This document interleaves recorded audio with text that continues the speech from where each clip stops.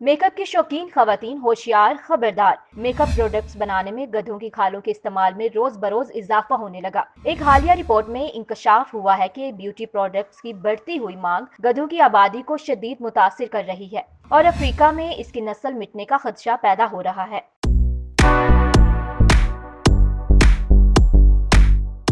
हर साल तकरीबन 60 लाख गधों को इनकी खालों के लिए मार दिया जाता है, जिनसे फूड और ड्रिंक सप्लीमेंट्स और ब्यूटी प्रोडक्ट्स जैसे चीनी अद्वियात में इस्तेमाल होने वाली चेहरे की क्रीम्स में इस्तेमाल के लिए कोलेजन निकाला जाता है। बादजा इन्हें लग्जरी मसनूआत के तौर पर मार्केट किया जाता है। गधों की फलाह के लिए काम करने वाली तंजीम द डोंकी सेंचुरी के मुताबिक चीन में गधों की आबादी इस तरह के मसनूआत की मकबूलियत में इजाफे से शदीद नुकसान पहुंचा, जहां इस जानवर की आबादी 1992 से 2019 के दरमियान 76% तक कम हो गई है।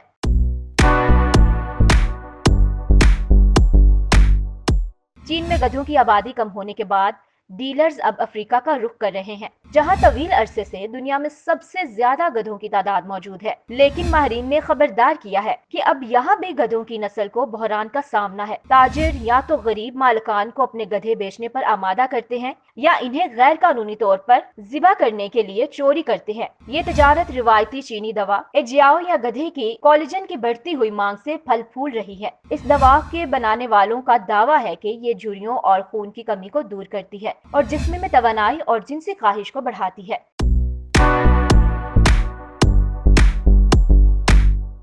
मुहक्किकीन का कहना है कि जानवरों को इनकी खालों के लिए मारना न सिर्फ इंतहाई जालिमाना है, बल्कि इन खवातीन, बच्चों और बिरादरियों को भी माली नुकसान पहुंचाता है जो इन जानवरों पर इन्हिसार करते हैं। द डोंकी सेंचुरी के मुहक्किकीन ने ब्यूटी प्रोडक्ट्स की सन्नत और शुमारियाती मॉडल की अदाद शुमार का इस्तेमाल करते हुए हिसाब लगाया कि गधे से बनने वाली मसनूआत की तलब की रफ्तार इस तरह बरकरार रही तो 2027 तक 67 लाख खालों की जरूरत होगी। ये आज इस्तेमाल होने वाली 59 लाख खालों से ज्यादा है, लेकिन मुहक्किकीन का कहना है कि ये तादाद इनका सबसे मुअत्तदल तखमीना है।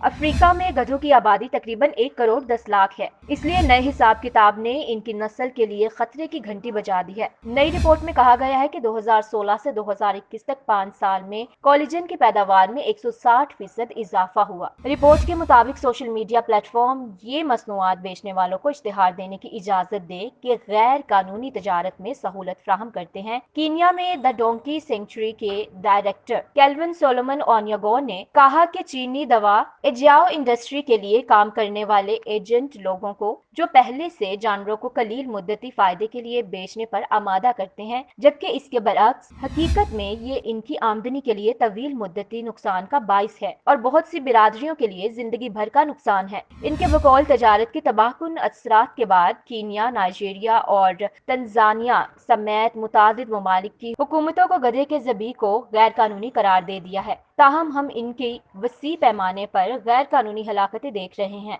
जहां जंगलों में सैकड़ों गधों को ले जाया गया या चोरी किया गया और इनकी खाल के लिए इन्हें ज़िबा किया गया।